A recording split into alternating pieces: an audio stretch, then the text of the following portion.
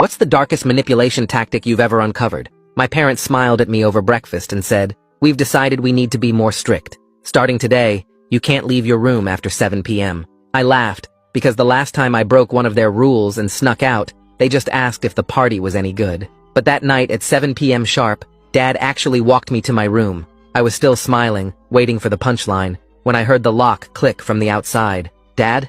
I rattled the handle. Nothing.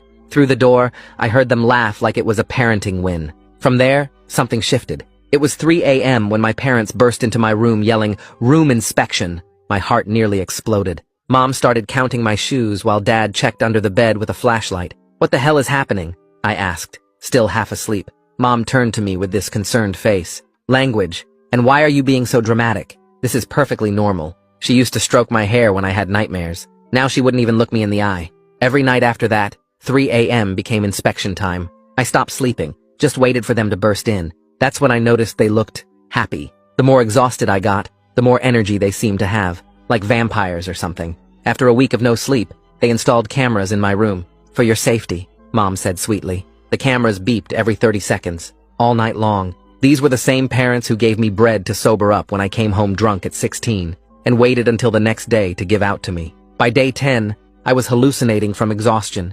I tried to hug my parents in the kitchen, desperate for any warmth. They stepped back like I was contagious. "Personal space," my dad said flatly. I knew I had to do something. It felt like they were trying to break me. So I tested them. I stayed out 5 minutes past curfew to see what would happen. Mom's reaction was insane, screaming, crying, threatening to send me to military school. But as she grounded me for a month, I saw it, the corner of her mouth twitching up into a smirk, like this was part of her daily entertainment. The next day, I took it further. I failed a chemistry test on purpose, just wrote my name and handed it in blank. Dad's rage shook the house, but walking past their room later, I heard him whisper to Mom, "He's finally doing it." My blood went cold. That night, while they drank wine and laughed about something, I cracked.